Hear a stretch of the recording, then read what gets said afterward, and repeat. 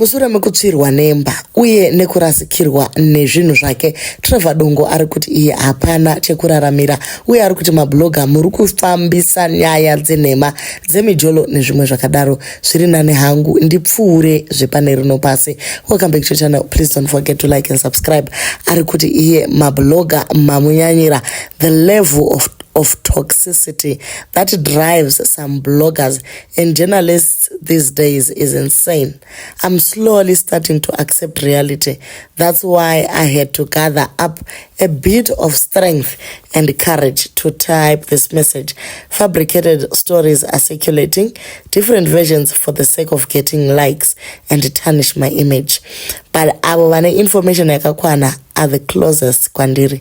Zvimwe zvese onai nekunyeperwa for the sake of monetization social media.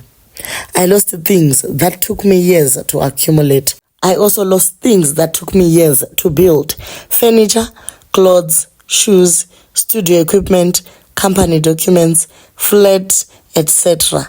And ndakatotsva, I suffered serious bends mushure mekunge ndadzoka and tried to save and retrieve zvandaikwanisa asi zvakaramba. I am in serious pain.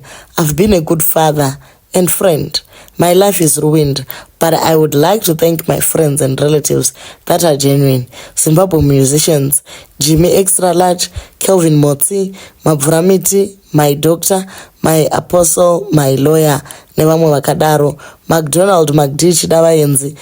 I've been nothing but a good friend and brother to you since 2006. Handizivi pandakakutadzira hangu. Ndarasikirwa netariro and handioni kuti pachine chikonzero chekuti ndirarame. All the new music that we recorded ichangosara ichiburitswa kuti muwane chekundirangarira nacho. Vanonyora manyepo vaye chiwanai zvimwe zvekunyora mhuri dzenyu dzirarame nemari yekutsikirira nekushoropodza vanhu. So ndo zviri kutaurwa naTrevor ari kuti wedweka ndakarasikirwa nezvinhu zvangu zvese zvandakashanda. Chese chinoda naTrevor chakatsvira mumba umu, asi imimi mabloga munenge muri busy muchitaura story. So pakariliswa mastori akasiyana. Vamwe vakati inyaya dzemabhebhi vachinze vasikana vadhumana kuflat kwaTrevor anga aine rimwe bhebhi rimwe ndokubva rasvika rakarohwa neshisha ndokubva ratsamwa. Pavazorwa vasikana vaya Trevor amanya kunoda namapurisa ndokubva umwezve musikana azosvika paya imba ndokubva yazotsva kuita mbombombo zvichingoenda zvakadaro. Stori dzacho dzanga dzakasiyana siyana nemaversion, asi vamwewo zvakare vaiburitsa nyaya vanhu varinge vanga vari close kuna Trevor. Manetizens abatikana zvikuru nekuti Trevor muimbi anodiwa nevanhu, asi dambudziko nderekuti haana kutanga nhasi kutambura nenyaya dzema mental health idzi. So tiri kungoti wedweka, let's spread love not hate. Let's learn to be nice to everyone for no reason. You don't know what people are going through. Don't accuse people because of what circulates on social media. Iri cruel social media. Vanhu vanonyepa, exaggerate, we accuse. Zvese zvinongoitika pano kuti vanhu vane mafollowers. Imagine nema negative comments aya wotopezera watongozvana uri musame situation guys. Zvakaoma. Imagine zvakare kuti waluza zvinhu zvako guys, kutsvirwa nemba zvakatofanana nekutofirwa chaiko. Zvakatooma. Then vanhu vobva vatonakirwa nekutoona iwe uchitambudzika guys. Vanhu votoseka. It's so sad kuti we have a country ine vanhu vari bitter kuZimbabwe chaiko chaiko, and instead of standing together kuti umwe mwana atsvirwa nemba, aiwa isusu tinotoona riri joku. Zvinova zvakaipa zvachose. Pane vamwe vakawanda vari kungouyawo neadvice dzavo vakati uri attention seeker, wakazvikanyira wega sasisi tazvida. Vamwe vakati zvawada upenyu ndehwako.